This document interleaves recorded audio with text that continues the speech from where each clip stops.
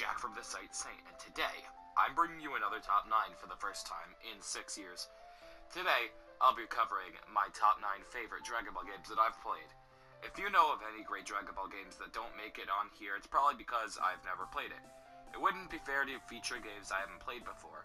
I had to play a lot of Dragon Ball games, mainly on emulators because I don't have the original consoles anymore, to get the information for this list. I spent a good few hours on each game here. But let's get into the reason I'm making this. Initially, I never even thought of doing it, but I was watching Team 4 Star's top 24 for last year.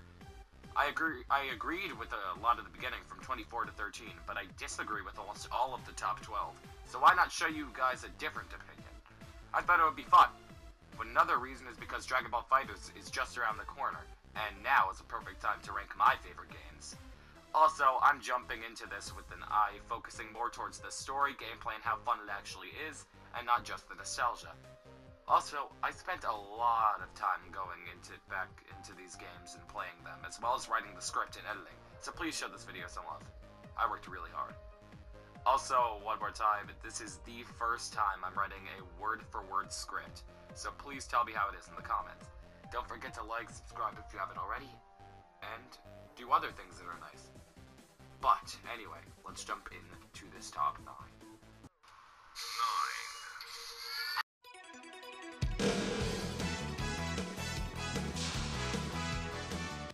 Don't get mad at me, put down the pitchforks, I can explain. If Team 4 Star can put Battle of Z at number 6 in their list, I can add this game to mine.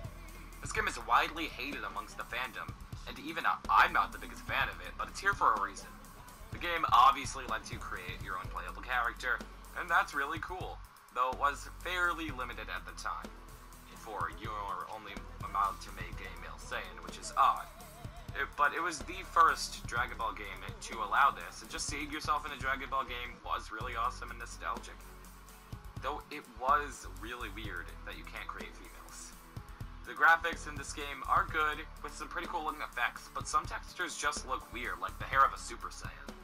The effects of attacks looked amazing, and max destruction looked better than ever. The gameplay is, well, it's something. While clearly limited, I honestly enjoyed it. I could see why it's hated so badly due to the rock, paper, scissors feel of the gameplay, but that's what makes it unique. This game isn't as much of a fighting game, but more of a strategic game, or even an RPG. It's awful as a fighting game because it's not a fighting game, which is something not everyone realizes. I find the gameplay quite fun, and it got me hooked. Sure, I prefer action types of fighting, but this was kind of refreshing. Moving on to the story, I love it. I like how you have the choice of playing the original story and the story with your custom character. This gives the game more variety. It also has the feature from other Dragon Ball games, where you can fly around the map and go to tournaments and fight weaker enemies to get stronger. I always enjoy flying around the map. It gives you a good feel, like you're in the Dragon Ball world. And this one had a very detailed, kind of immersion that you are in this Dragon Ball world. The original story is what you would expect, but with one different thing, and that's the boss fights. I fucking love the boss fights. The only people who complain about them aren't good at them. I found it really enjoyable having to hit specific spots of the enemy to do damage, and the quick time events were also very fun as well. The hero mode is very enjoyable too. You, as your own character, go off and try to get the Dragon Balls and fight Omega Shenron. I found it really entertaining to play through with the fights against Piccolo where you go Super Saiyan, and against the androids. It all feels so cool. Overall, I feel like this game is overhated. I don't know why people are that mad that I don't know why people hate the story that much. Sure, it's kind of quick and simple, but that's another reason why it's pretty good. Not everything has to be this long, complex thing. It's fun for the short time that you do play it. And if you're one of those people who didn't like it, maybe go back to it with more of an RPG mindset than that of a fighting game. If you have never played the game, yet you don't want to because of what people said, don't listen. Because they were talking about how they felt about the game, and everyone has their own perspective on it, so you try it out. 奇跡の炎よ燃え上がれよ君の心に未来のため Burslem is a more unpopular Dragon Ball game. People weren't too fond of it, and quite frankly, I was never sure why. The graphics in this game are an overhaul and look stunning. Even better than the Dragon Ball games that came later down the line. Not all of them, but some of them. The Super and Ultimate attacks are stunning, though my only complaint about how it looks is the Ultimates don't really look like beams, but more so like a big burst of energy.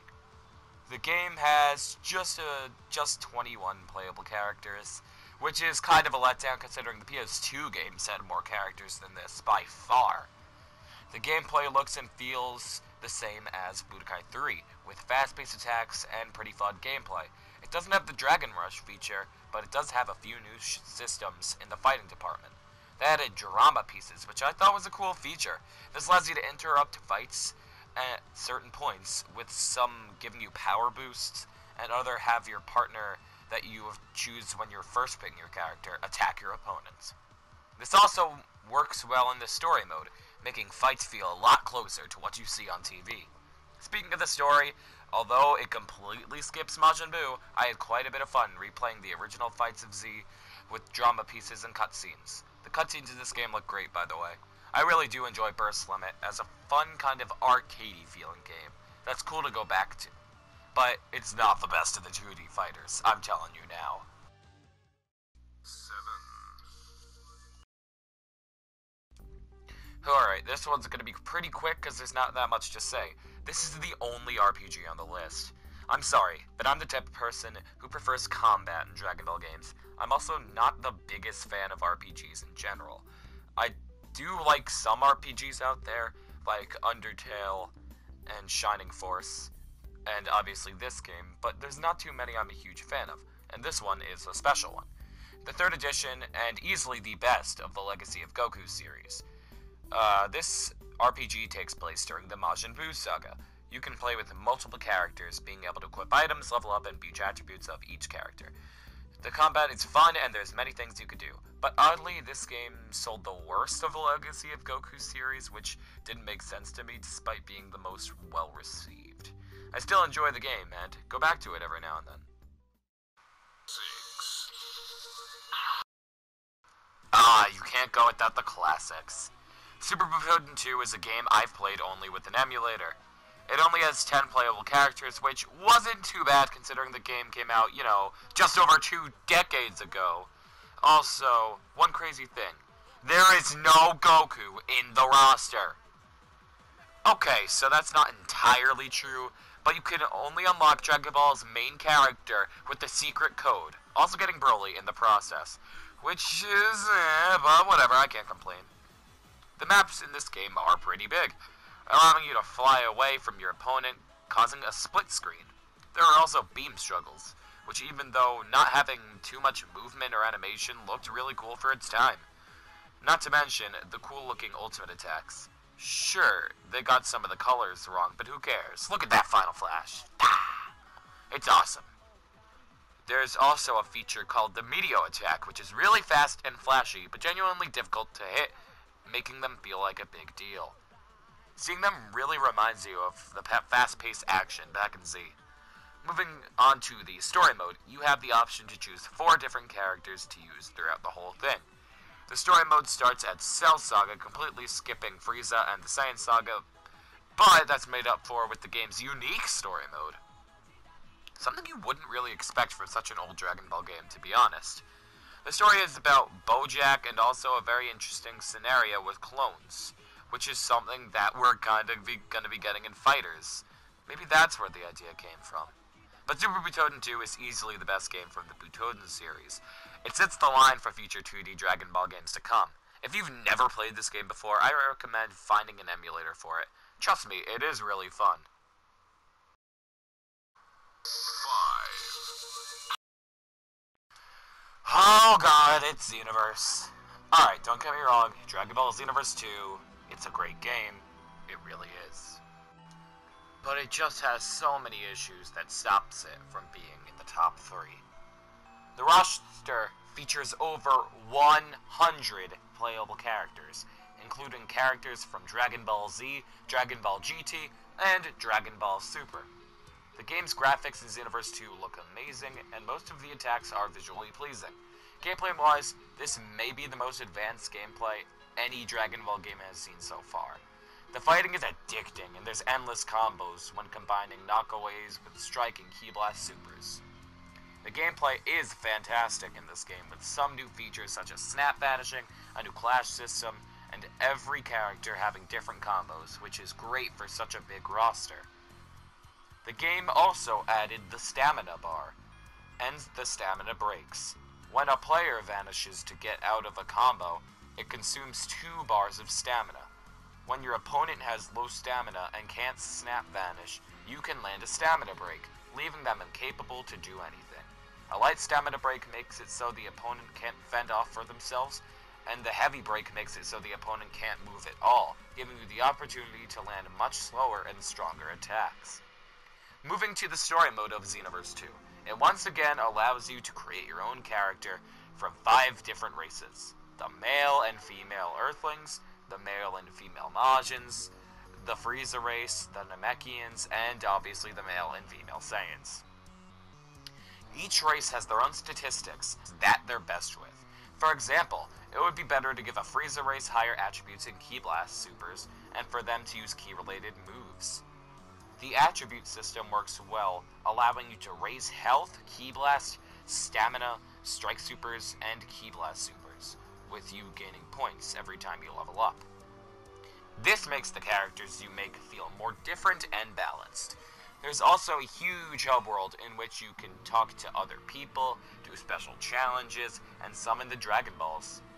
The hub looks cool, and there's a lot to do in it. Moving on to the story mode, we have our own unique story. I use the term unique loosely here. You're forced to play this so many times if you want to keep creating characters, and it gets repetitive extremely fast. The story is just match after match in order of Dragon Ball Z, with you fighting alongside Goku and everyone else. Oh, by the way, they have the amazing Lord Slug and Turles. Who gives a shit? They're just Toa's bitches anyway.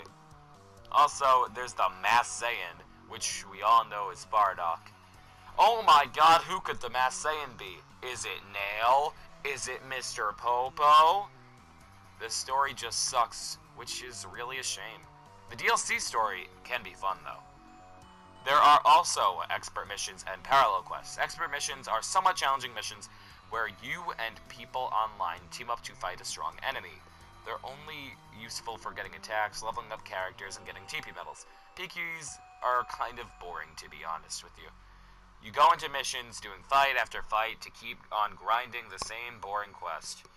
These PQs also don't ever seem to give you everything, resulting in doing them over and over, which is repetitive as well.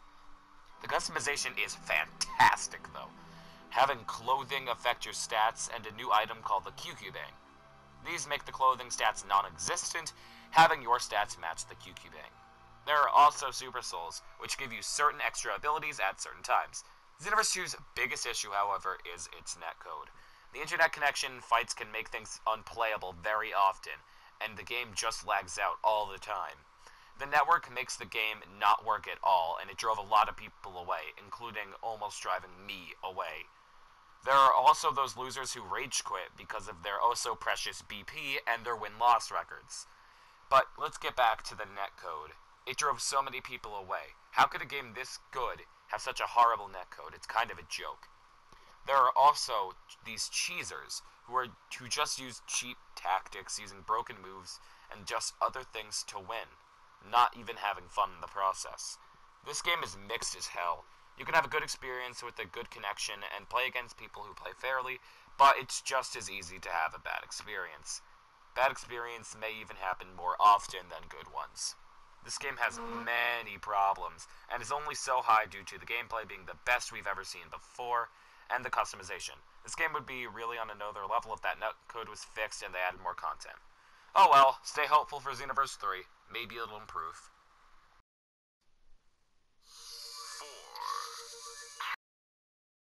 Alright, now we're at the really good stuff. Moving on to what I think is an extremely underrated masterpiece, we have Dragon Ball Z Hyperdimension. This game has only 10 characters like Super Butoden, but it doesn't matter because all the characters actually do play very differently. There is also 1 meter in a battle, which is very different from the 2 or 3 we have in most games.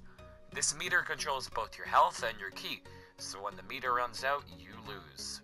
Also, special attacks take away from your meter, making it so they wouldn't be spammed as much. Also, you can gain health and ki back by charging, which slowly makes your meter rise. But enough about how it works, let's get into the gameplay. It's fucking phenomenal. Way ahead of its time. I'm not the biggest 2D Dragon Ball game fan, but it plays just oh so great. There is so much fun to be had when battling in Hyperdimension. There are so many different combo possibilities with each character having their own set, which is very sophisticated, and you wouldn't really expect that from a fighting game made in the 90s.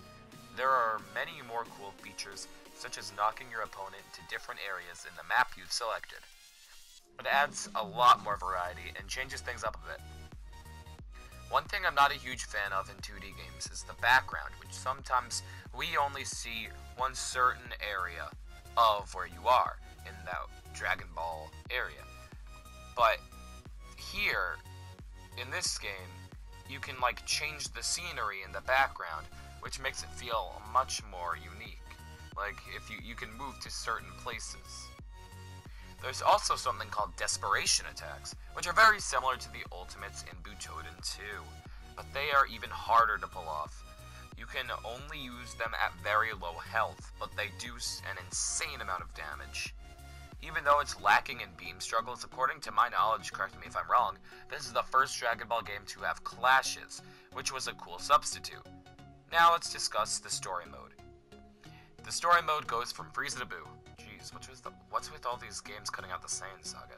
Yeah, but it doesn't really matter. No one cares about rabbits anyway. The story mode is just the Dragon Ball Z story, which is something we've seen in most Dragon Ball Z games, so nothing special. But there's actually a little bit of an extra story you can play in the story mode, unlocking 3 fights. You can only unlock these fights by beating the game without using any continues. In these fights you play as Gohan, going up against Gotenks, Goku, and Vegito. This game really deserves number 4 on this list. It's just that it hasn't aged that well, but it's still a blast to go back to. A raging blast.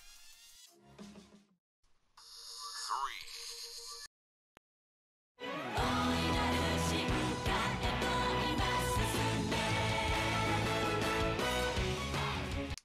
I love this game so much! Raging Blast is amazing in my heart and nobody can tell me otherwise. I'm sorry I didn't download gameplay. I tried before, but I accidentally got the wrong file, so I only have a few images and this theme song, but it works. This game usually doesn't ever make people's top 5s, and that really surprises me because this game is great. I personally like it better than the sequel because of the capsule system, amazing creation options, and the best, most detailed story in Dragon Ball Z games history. While there are only 43 characters, you still have everyone you need, so it doesn't matter too much. But now, let's get into what makes this game great. The gameplay in this game is fantastic. Very similar to the Budokai Tenkaichi series, yet it still has some features that makes it its own. The stages are huge and offer so much fun in normal fights, where you could just go about anywhere. They really show off the stages perfectly. The gameplay in itself is really good for being quite different in some cases. You can combo with light and heavy attacks to do different things with every character. Fast-paced gameplay, burst dashing, cool charge effects, knock away, follow-up attacks, but most importantly, cancels. This really lets the game stand out, giving you the opportunity to continue combos for a long time. You can do so much with these cancels. It's really fun finding a new cancel with every character. It really gives them more of a variety. You can also smash your opponent into walls in the map, which was oddly only in the Raging Blast series. You can also do combination attacks such as the Spirit Bomb with Krillin and Gohan back in the Saiyan saga, if you have everyone on the same team, that is. This automatically kills your opponent and do look pretty cool. The game's moves also look great, with the graphics making them beautiful as the attacks fill your screen. This game also has the Ki Blast and Beam struggles, Raging Blast is also filled with over a dozen game modes, giving the game a lot of replayability. The story mode is the most detailed it's ever been in the history of Dragon Ball games, covering almost everything you could think of with cool cutscenes. This game is just so enjoyable, and I'd highly recommend it to anyone that doesn't think too highly of this game or hasn't touched it yet. 2.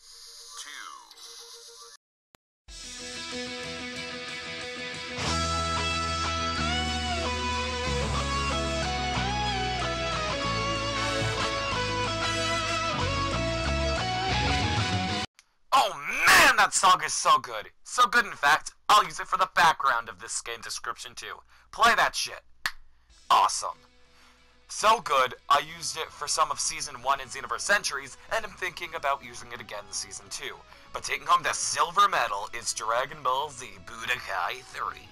I forgot how good this game was until I went back to the HD collection and tried it out again. I didn't think so highly of the game until coming back to it. Hell, I didn't even expect it to make the top 5. Well, here we are, with the 2D fighter at number 2. The game's roster comes to about average 40 characters, covering characters from the whole series of Z, GT, and some movies. Now, let's get into the gameplay in this, and it's so much more fun than I thought it was. Budokai 3's key and health system were so good that almost every Dragon Ball game to follow used the exact same system. Even Xenoverse 2, which is added to the stamina system, but it still does carry the same key one from this game. You can fly around the map, guard attacks, vanish behind your opponent to smash them away and follow it up into a combo, a mode called Hyper Mode used to enter a Dragon Rush or use their ultimates. The Dragon Rush feature is something that not everyone was too fond of, but I personally didn't mind it. It's where you enter a little minigame, getting the chance to use a powerful attack or fend off one if you're the person in defense. I personally would have rather not had Dragon Rush than have had it, but hey, it was tolerable. To use an ultimate attack, you enter another minigame, timing button presses against the defender. If the defender does better than the attacker, they take less damage. If the attacker does better than the offender, they take full damage. But the more fatigued you are, the less of a chance you have of blocking an opponent's ultimate attack, which in my opinion is a decent way to balance the minigame. The story mode Dragon Universe allows you to choose up to 11 different characters, with them all getting their own story. You can also level up each character, increasing their attributes to your liking. Another cool addition to the story mode I love is the ability to fly around the open world to get to fights. This makes things more fun, considering battles don't really have cutscenes. You just walk around the map and you see some images, but that was cool too. And you guys really do know how much I do love that open world feel of flying around the map, as stated back in the Ultimate Tenkaichi description. But the flying really gives you something to do, and I personally enjoy it a lot, just like I did, as I said before, in Ultimate Tenkaichi. You can share codes with your friends or other people online, making it so they can fight a custom character you made with your attributes. Damn, this game just carries so much nostalgia and has such a good soundtrack on the original, but we all know what happened there. Plagiarism at its finest, boys and girls. But Dragon Ball Z Budokai 3 really was something special and earned my respect, being a lot better than I remember. I can't believe I didn't think too highly of this game before. I guess it was just because I haven't played it in a while and I'm biased against 2D, but hey, I really do enjoy the game now. But there is still one game that tops it.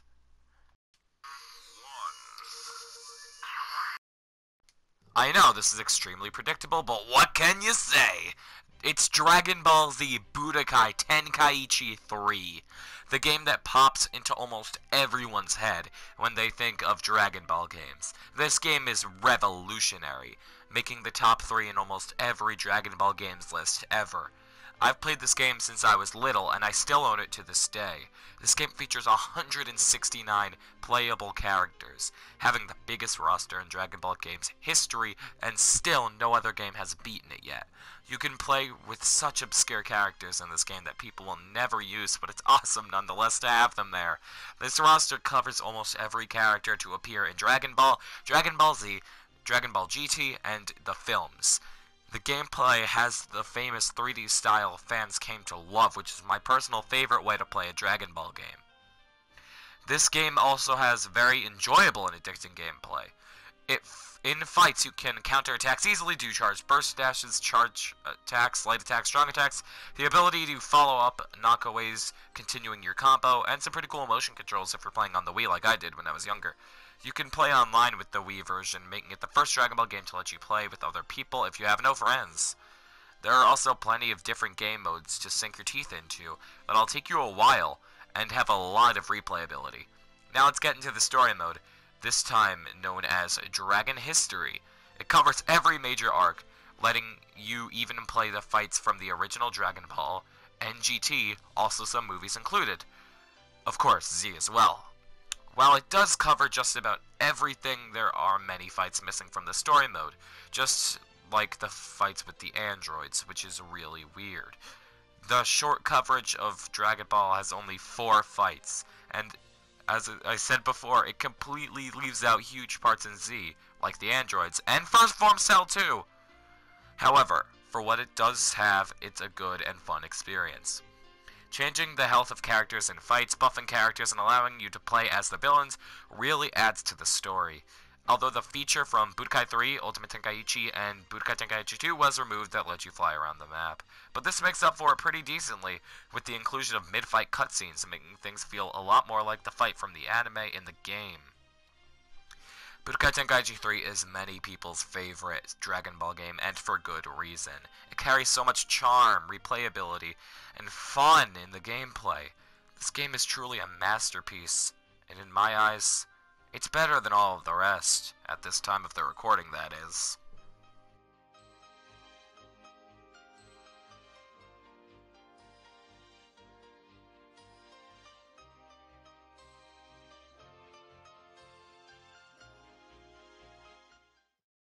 Thanks so much for watching. If you guys disagreed with some of my opinions, please don't get too upset, because I do love all of these games.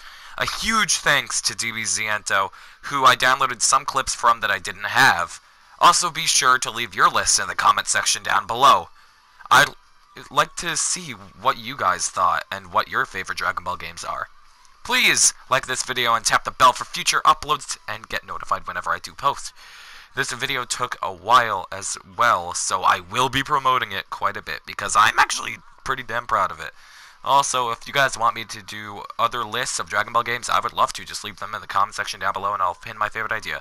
But that's all for now. I thank you so much for watching, guys, and I'll see you later, Saints, to you. Peace out.